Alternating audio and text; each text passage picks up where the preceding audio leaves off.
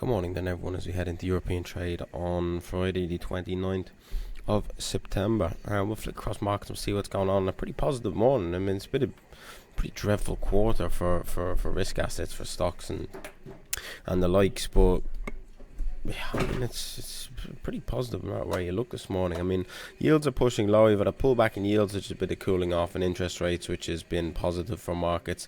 We can see US equity futures higher across the board, European equity futures higher across the board, Asia Pacific equity futures higher. Hang Seng's up 3%, although that's been absolutely battered over the course of the last few months. So up 3%.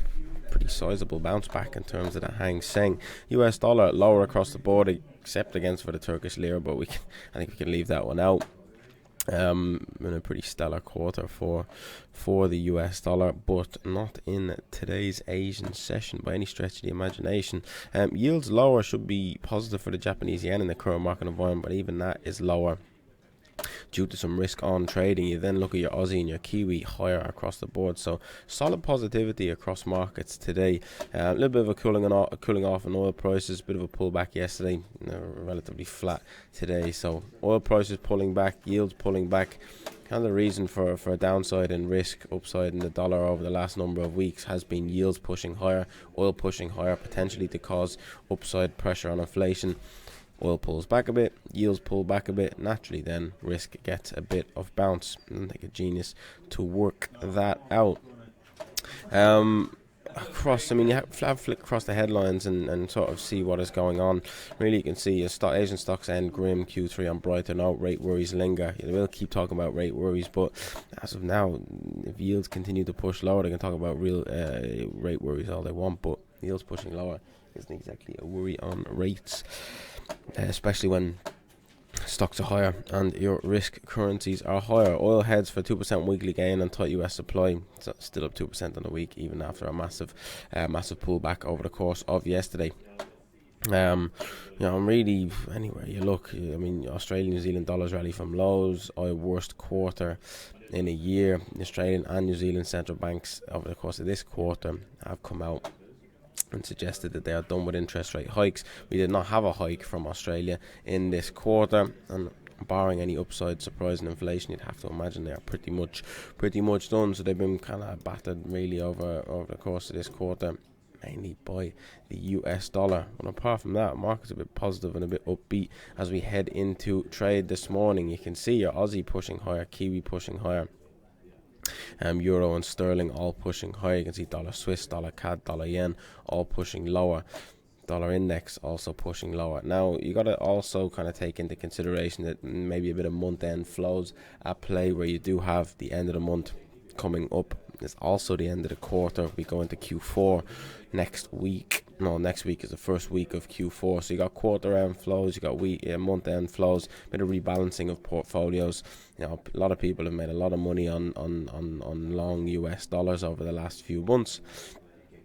So a bit of a pullback against that, a bit of a position unwind as we head into quarter end. It's not really to be too unexpected, but US dollars lower over the last 24, kind of 30 hours. You can see we had a bit of a level here on oil, didn't work at all. Price has just gone straight through that. Not really to suggest get long though around that level, so kind of saved you with that. But yields, you can see US yield the 10-year, the 2-year pulling back quite substantially. You see oil pulling back substantially, sparked a bit of positivity in stocks. You can see these once we have a look at stocks yesterday. Get rid of that. Slightly higher time frame. You can see these inverse head and shoulders we were looking at on the US indices yesterday. You can see the S&P's inverse head and shoulders. The Dow Jones a little bit more messy. The Nasdaq pretty good as well.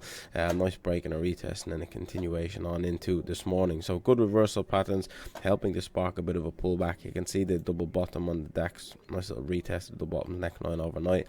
Has continued on and has made fresh highs so far before the European Open. The Euro Stoxx making fresh highs.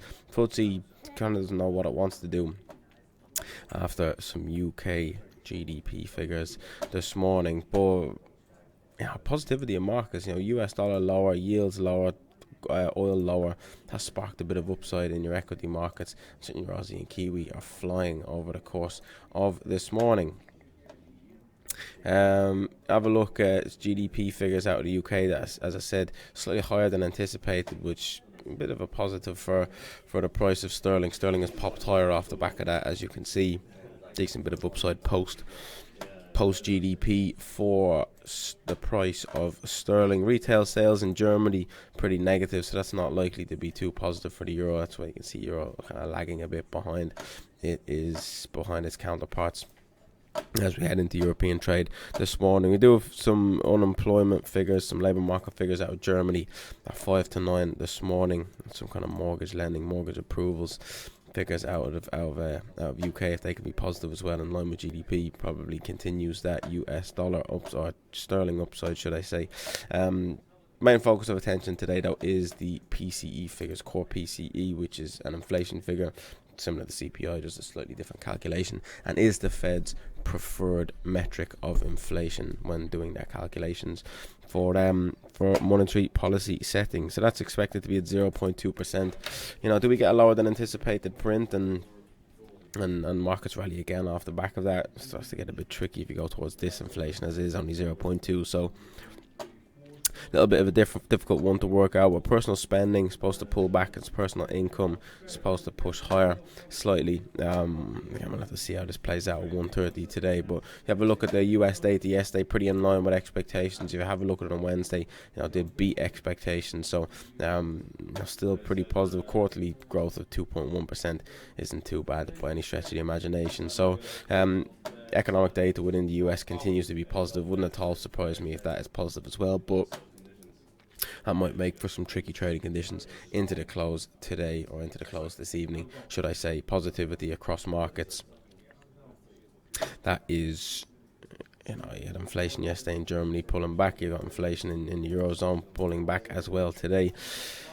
Inflation out of the US today as well. Is that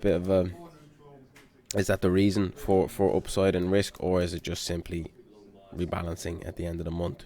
Pretty unclear to tell just yet. Let's wait for this data to come out today, 10 o'clock on 1:30. Let's see how that plays out, and that should give us a bit of an indication as to how markets may move into next week. But all in all, rate worries persist.